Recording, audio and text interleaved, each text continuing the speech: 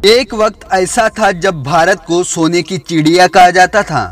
पर क्या आप जानते कि भारत जैसे देश में जहाँ सोने की कीमत आसमान छूती है, वही एक जगह ऐसी है जहाँ सोना कौड़ियों के भाव पर खरीदा जाता है। जी हाँ, एक ऐसी जगह है जहाँ पर सोना 100 रुपये प्रति किलोग्राम पर बेचा जाता है। आप इस बात पर यकीन नहीं कर पा रहे होंगे, लेकिन ये बिल्कुल सच है। नमस्कार, स्वागत है आप सभी का सीक्रेट फैक्ट्स हिंदी के खास एपिसोड में। अगर आप इस चैनल पर नए हैं तो चैनल को सब्सक्राइब करके बगल के बेल आइकन को क्लिक कर दीजिए और इस वीडियो को लाइक करके हमारा मोटिवेशन बढ़ाएं और इस वीडियो को शेयर भी कर दें। झारखंड की राजधानी रांची से करीब 15 किलोमीटर दूर आदिवासी इलाके रत्नागर्भा में बहती है स्वर्ण रेखा नाम की नदी। ये कोई आम नदी नहीं है, बल्कि इस नदी में सोने का इतना भंडार समाया है जिसका आप अंदाजा भी नहीं लगा सकते। झारखंड के रत्नागर्भा क्षेत्र में बड़े बड़े व्यापारी आदिवासियों से बेहद कम कीमतों पर सोना खरीद रहे हैं, पर आखिरकार आदिवासियों के पास इतना सोना कहाँ से आया, इसके पीछे बहुत बड़ा राज छिपा है, जिसे यहाँ की एक पवित्र नदी ने अपने भीतर समेटा हुआ है। कहा जाता है कि स्वर्ण रेखा या फिर आदिवासियों के बीच नंदा के नाम से जाने वाली इस नदी में सोने के कण पाए जाते हैं, इसीलिए इसका नाम स्वर्ण रेखा पड़ा है। यहाँ की आदिवासी दिन रात इन कणों को एकत्रित करते हैं, वह स्थानीय व्यापारियों को बेचकर रोजी रोटी कमाते हैं।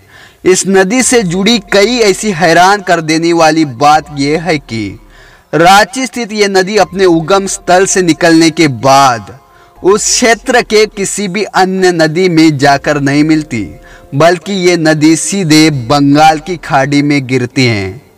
लेकिन सवाल ये आता है कि कहाँ से आते हैं सोने के कण। स्वर्ण रेखा और उसकी सहायक नदी करकरी की रेत में सोने के कण पाए जाते हैं। कुछ लोगों का दावा है कि स्वर्ण रेखा में सोने का कण करकरी नदी से बहकर ही आता है। करकरी नदी की लंबाई केवल 37 किलोमीटर है। ये एक छोटी नदी है। आज तक ये रहस्य सुलझ नहीं पाया कि इन दोनों नदियों में आखिर कहाँ से सोने का कण आता है। आदिवासी निकालते हैं इन नदियों से सोने के कण।